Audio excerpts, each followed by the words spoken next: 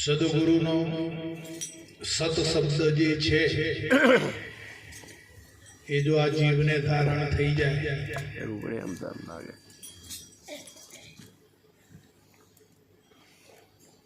સત શબ્દ મળે પણ જો ધારણ ના કરે અને માને નહીં તો પણ બરાબર નથી. તો જે ધારણ કરે એ એને ફળ આપે છે. આ તો ચાહે એનો ચાકર, જે એને ચાહે છે એનો ચાકર થઈને રહે છે. જો બળીરાજે ચાહ્યો તેનો દ્વારપાળ થઈને રહ્યો. સદગુરુનો જે શબ્દ છે એ જ ભવ તરવાનો ઉપાય છે. તો સદગુરુનો શબ્દ મેળવવા માટે પહેલા તો આ જીવને સદગુરુની શોધ કરવી પડે. સદગુરુ જો સાચા એને મળી જાય તો જ એને સત શબ્દ જે છે એ મળે, અને મળ્યા પછી એને ધારણ કરવું પડે છે, એને સાધ્ય કરવું પડે છે.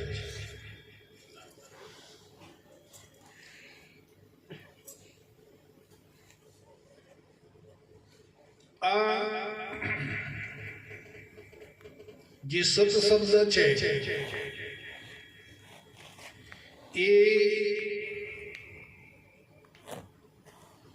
જે મુખ ઉપર આવે, વાણી જીભ ઉપર આવે, જે બધા શબ્દો આવે છે એ બધા અસત છે.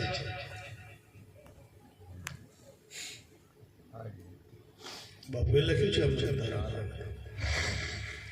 કે જે વાણીમાં આવે છે, બોલવામાં જે આવે છે એ બધા અસત છે, જુઠ્ઠા પડી જાય છે. પણ સત શબ્દ એ છે કે વાણીમાં આવે,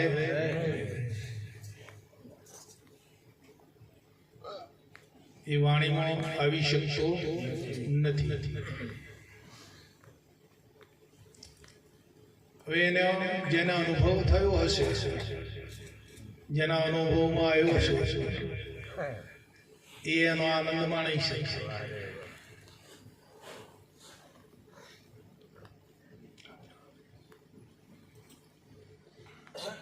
કેમ કે વાણીમાં આવે તો વણસી જાય. આ તો નિર્વાણ પદ છે સાચું. નામ રૂપ અને ગુણથી ન્યારું એ જાહેર પદ છે.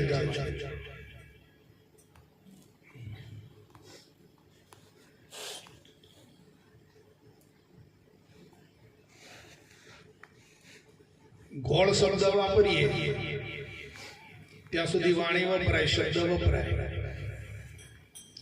પછી કેવો તો ગળ્યો તો એ વાણી વપરાય. પછી ગળ્યો એટલે કેવું?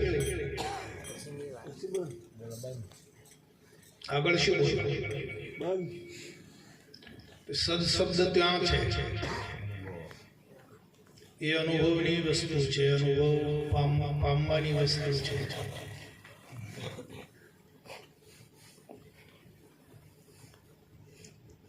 પણ મળ્યા પછી જે માપમાં આવેલું જે ચેતન છે એ ચેતન એને વળગી પડે. હવે સત શબ્દ છે ક્યાંથી ઉતરે છે? એના અનુભવમાં આવવું જોઈએ.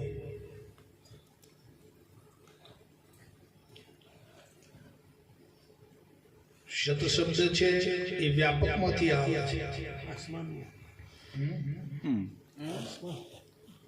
એના ઉપર હેડો.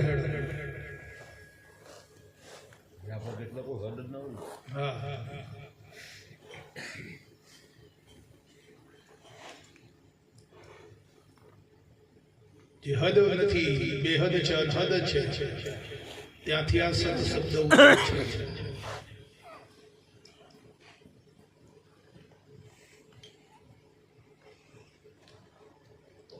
એટલે કોઈ તમને એવા તત્વવેતા જ્ઞાની પુરુષ ભેટી જાય તો આ સત શબ્દનો અનુભવ કરાવે. અને એ સત શબ્દ જ્યારે પ્રાપ્ત થાય તો આ જીવ બચી શકશે. એ સત શબ્દના નાવડામાં બેસાડવામાં આવે.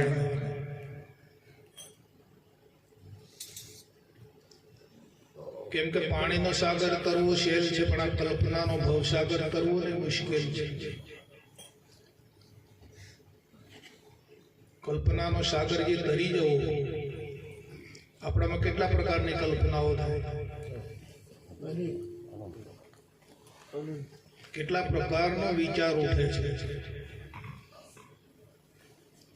અને જો આ સત શબ્દ પ્રાપ્ત થાય, બરાબર ધ્યાન રાખજો, સત શબ્દ જો પ્રાપ્ત થાય તો કલ્પનાઓ અને વિચારો ને આ બધું બંધ થઈ જાય. અને જ્યાં સુધી કલ્પનાઓ અંતરમાં ચાલુ છે, વિચાર ઉદ્ભવે છે, ત્યાં સુધી સત શબ્દનો અનુભવ થયો નથી. જો સત શબ્દ પ્રાપ્ત થઈ જાય તો કલ્પનાઓ બધી શાંત થઈ જાય. જલ્પના એટલે બોલવાનું બંધ થઈ જાય. કલ્પના અને જલ્પના તું છોડ અને હરિચરણે ચિત્ત જોડ.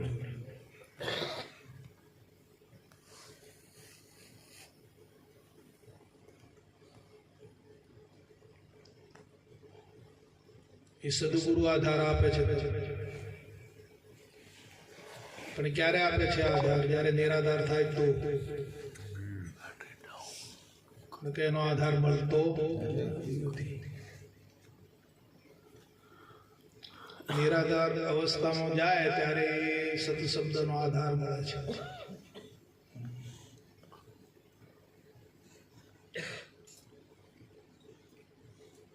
કોણ બોલે છે?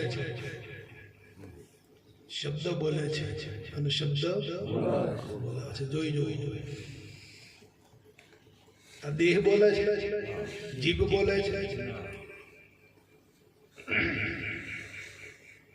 એ અનુભવમાં લાવવાનું છે.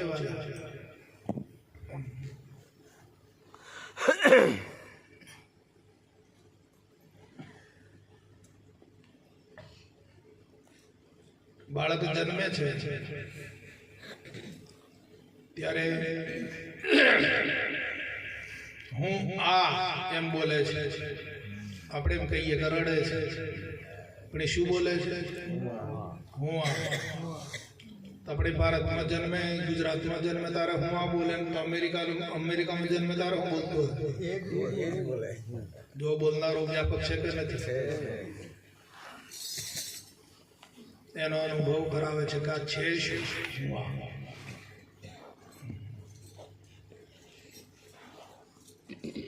એ નક્કી ના થાય ત્યાં સુધી ફર્યા કરે.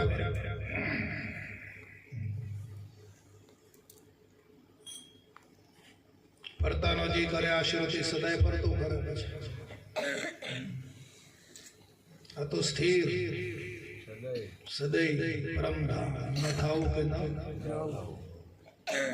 બહુ મોજ છે સાહેબ.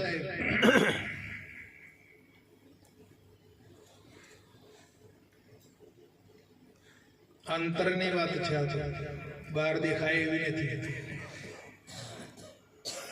જગતના ચોબડાની વખતે ઈશ્વર જોવો છે તો કદી મેળ નથી પડતો.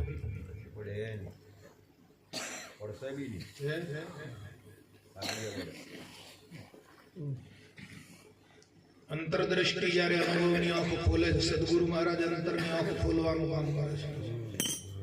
અંતરદ્રષ્ટિ આપે છે, અને અંતરદ્રષ્ટિ દ્વારા એ દર્શન થાય છે.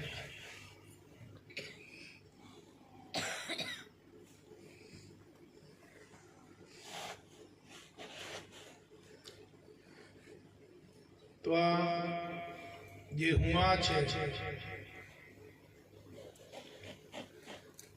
એને નાત જાત કહીએ.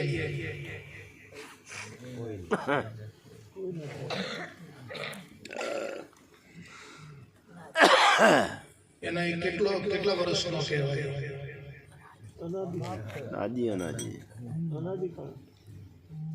વિચાર ક્યારનો છે?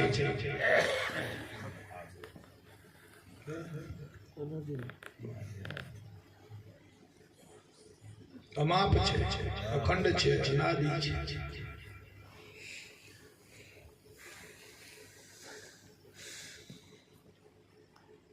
આ તો મળ્યું ધન પણ મોજ ના માણી.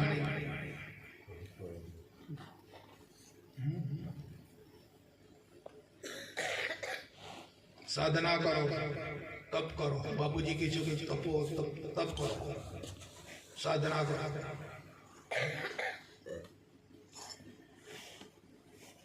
ભજનમાં બેઠા હોય ને વૃત્તિ તો ઘેર દોડતી હોય તો શું કરી, શું સાધના કરશે? મન કા મતે ના ચાલીએ, મન કા મતા અનેક.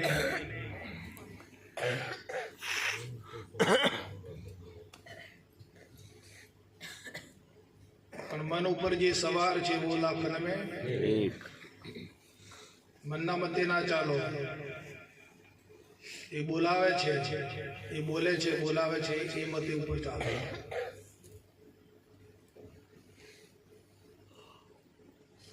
ગુરુ મહારાજ ને આગળ કરીને પછી કામ કરો એમ કહ્યું બાપુ. એને આગળ કરો. આપણે તો મનના આગળ કરીએ છીએ, મનના વાદે ચાલીએ ને.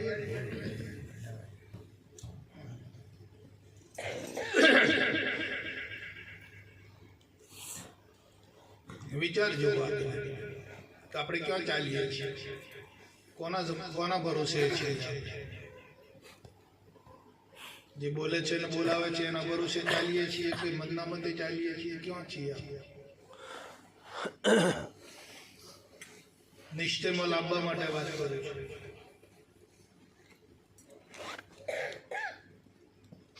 જાણ્યું ખરું, સમજ્યા ખરું, પણ જો નિષ્ઠા ના કરી શક્યા તો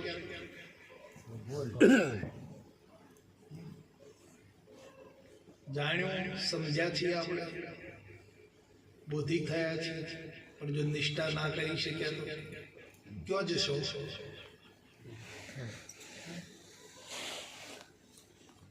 નિશાન વગરનું ગોણ ક્યાં જશે?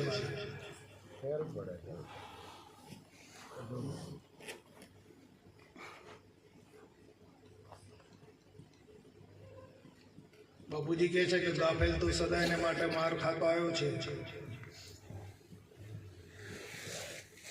તો આમાં કોઈ ગાફેલ રહેશો નહીં.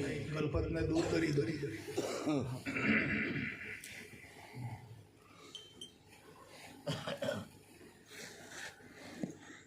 ભજન કહે તો થશે, ફરી બીજા ભજનમાં જઈશું. માની જવાય તો શું થાય છે? આ બધું ગાફેલ પણ છે.